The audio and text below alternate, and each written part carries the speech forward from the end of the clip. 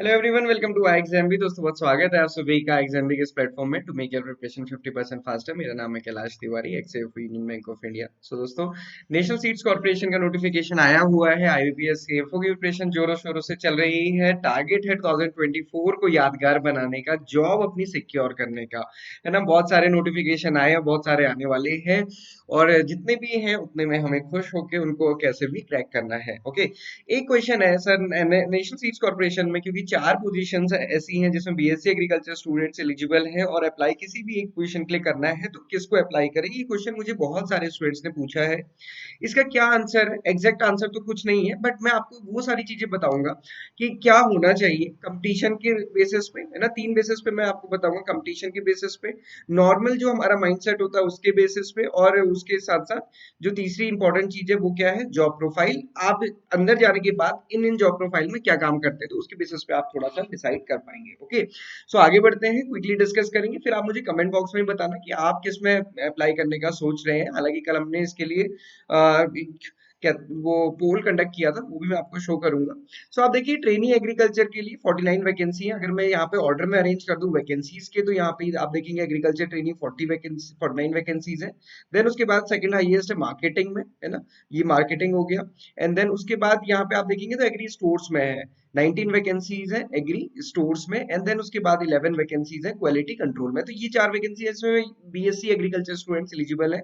Horticulture वाले नहीं है, हॉर्टिकल्चर की अलग पोजीशन आती है, ट्रेनिंग हॉर्टिकल्चर, जो अभी नहीं आई है, बट यहाँ पे बीएससी ही दिया हुआ है, क्योंकि ये भी कई जो है क्वेश्चन। आप देखिए, लॉजिक के हिसाब से चलते हैं तो हम हमेशा यही करते हैं कि भाई जिसमें सबसे ज्यादा वैकेंसीज है, चांसेस सिलेक्शन की ज्यादा इसी में है, तो इसी में अप्लाई करें, और यही होता भी है।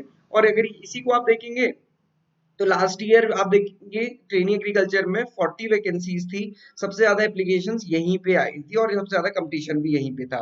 जबकि लास्ट टाइम मार्केटिंग में 6 वैकेंसी थी, 391 एप्लीकेशन थे, क्वालिटी कंट्रोल में 225 थे, ट्रेनी स्टोर्स में 906 थे।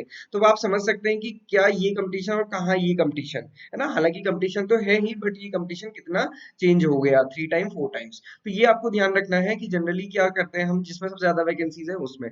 बट लास्ट ईयर तो बहुत ड्रास्टिक हम कह सकते हैं कि डिफरेंस था। इस बार कोई ड्रास्टिक डिफरेंस नहीं है, 49 के बाद 33 है, 99 11 है, तो इसलिए इस बार कंफ्यूजन भी बड़ा है। हालांकि 49 के बाद अगर 3 2 1 ऐसे वैकेंसी होती है, हम कहते हैं कि भाई इसमें ही फिल करो, ये तो बहुत कम है। बट इस बार ये कंसिडरेशन करना है। अब कंसिडरेशन कैसे करना है?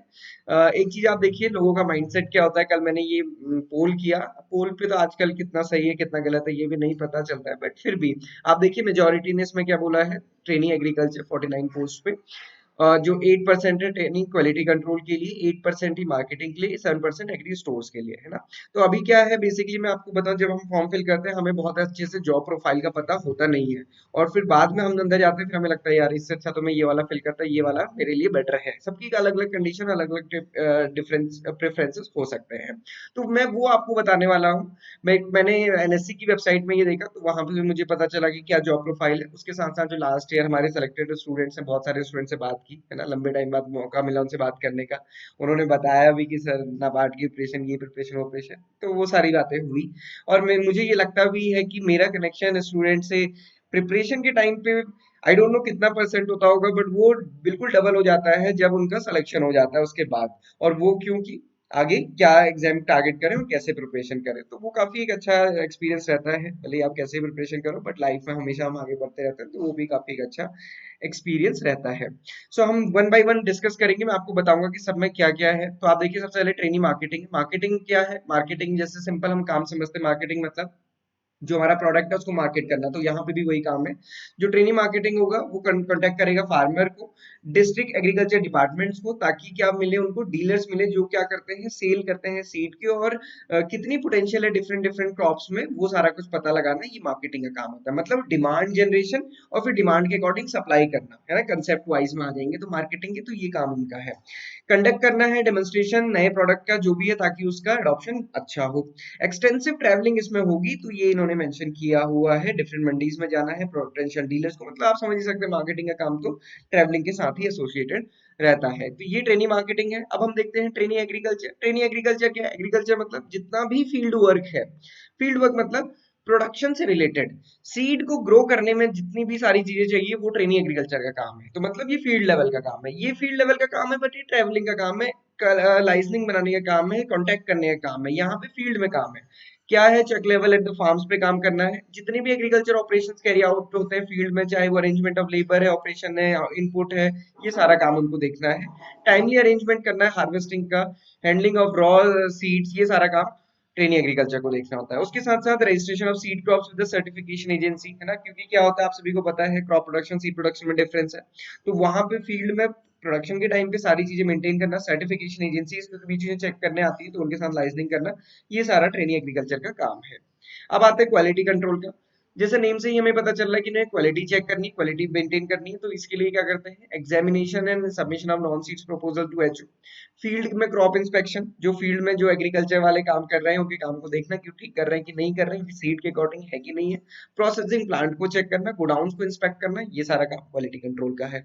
Submission of periodical returns, quick action for attending quality related complaint, चाहे फील्ड लेवल की है चाहे मार्केट से है। सीड आपने सेल किया है उसमें कुछ कंप्लेन है तो वो सारा किसका काम होता है, क्वालिटी कंट्रोल का।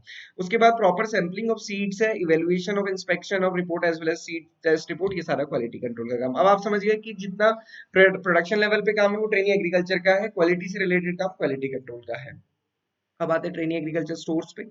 एग्रीकल्चर स्टोर्स का काम क्या है, जैसे ही ट्रेनिंग एग्रीकल्चर का काम खत्म हुआ, उसने हार्वेस्ट करके प्रोड्यूस दे दिया, वहां से ट्रेनिंग एग्री स्टोर्स का काम शुरू होता है। उसको रॉ सीड को एक्सेप्ट करना है जो भी फार्मर से आया हुआ है, और फिर उसके बाद उसकी सीड वेराइटी क्या है, मॉइस्चर क्या है, बेसिक बेसिक इन्फॉर्मेशन जो है वो कलेक्ट करनी है। ओके, फिर हैंडल करना है जो भी रॉ सीड्स है उसमें जो बेसिक रिक्वायरमेंट्स है, रजिस्टर करना है, उसको मॉइस्चर कंटेंट देखना है, टैग वैग करना है, वो सारी चीजें।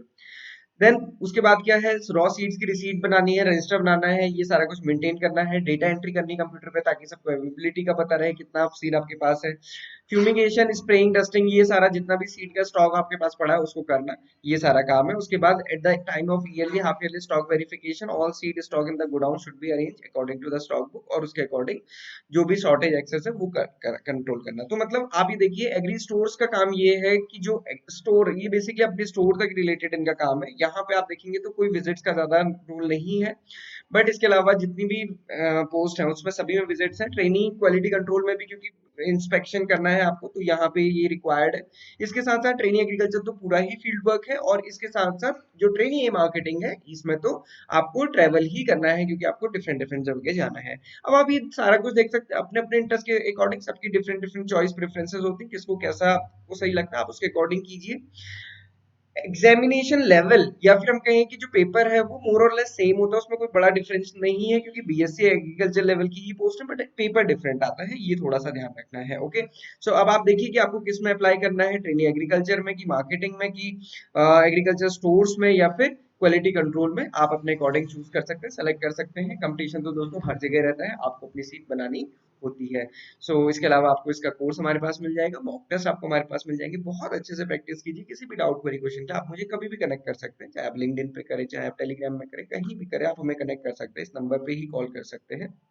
This is all for today, thank you for watching this video, आपका दिन शुभ हो।